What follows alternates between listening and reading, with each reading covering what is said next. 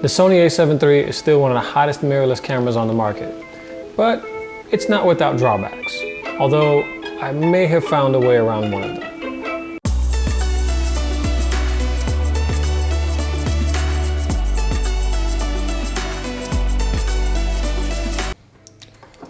So here's the problem we run into. You got your A7 III on, you've connected it via HDMI to a monitor of some sort, okay? Right now it's displaying everything you want to see, right?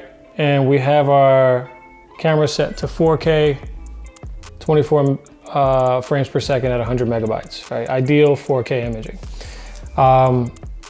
Go ahead and hit record on that, and all we got is the monitor.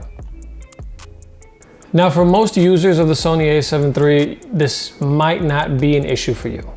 If you're shooting weddings or you're vlogging, this is not gonna be a problem at all for you.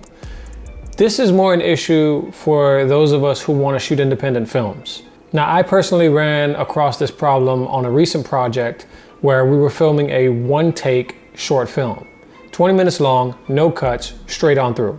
To do this, we needed a first AC, also known as a first assistant camera, to pull focus wirelessly while the camera operator made their way through the house. The problem we ran into is that when you use the HDMI out to plug a monitor into the A7 III, if you're recording in 4K, you can't see anything on the camera.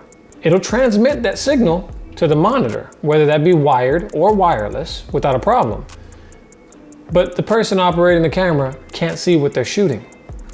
This is a huge issue. It cost us at least 20 to 30 minutes on set trying to figure out how to display the back of the camera so that while I was operating the camera, I could actually see what I was shooting. We didn't have enough time to go rent anything, and after 30 minutes of troubleshooting, we decided I would just shoot blind. Now, thankfully we had a 35mm lens, so we had a nice wide focal length, and we were shooting in 4K, so there's room in post to reframe the image, so it didn't hurt us that bad. However, this is clearly not advisable. It would have been much better had I been able to see what I was shooting, always. After we discovered we could not see the back of the camera, myself and my first AC, Joel Eaton, went on the Googles. We came up with nothing. It's just a drawback of the camera. And in most cases, it's not really a problem, unless you're making an indie film and you need a wireless focus puller. So how do you get around it? It's actually not that hard to do, and it won't cost you a single penny. Now, it's not a perfect fix, but again, it's not gonna cost you anything to do this. So the solution for the problem is within the Imaging Edge mobile app. Once you open the app, go ahead and connect your camera to your phone. Do that through the network. Control with smartphone. Go to connection. It's looking for it. I can't remember if it connects automatically or do you have to press something. Let's just try tapping this. See what happens. Connecting with this app is a little janky. I have problems with it sometimes. It looks like it worked out pretty well this time. All right, so now you got remote operation. You can actually control the camera with your phone. All right, and so the settings are still the same. You're still shooting 4K. Let's see what we can see in here. Yeah, 100 megabytes, 24 frames per second. Let's go ahead and hit record and see what happens. The monitor is still displaying, so if you had a wireless follow focus setup connected there, your first AC would be able to still pull focus.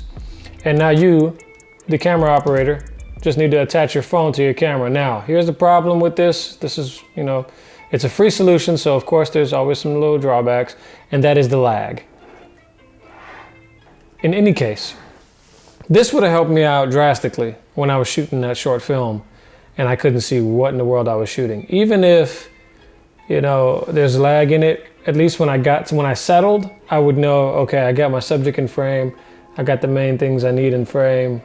So for those of you who are trying to use the A7 III on an indie film set and need to utilize the first AC somewhere remotely pulling focus, it is an option for you. It's not ideal, there's a slight bit of lag, sometimes some interference, but if you had to get this done and you didn't want to spend a bunch of money on an extra splitter system to send this wireless signal to a monitor that's also on this rig. Anyway, this seems like the easiest and cheapest solution to me. Of course, there's probably other options out there. I couldn't find one when I needed it.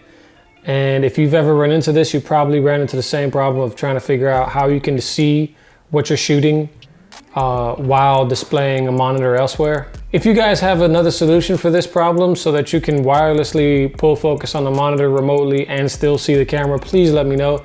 I searched everywhere trying to find it. Allegedly, you can see 1080p on the camera and still project to an HDMI output. However, I couldn't figure out how to do it.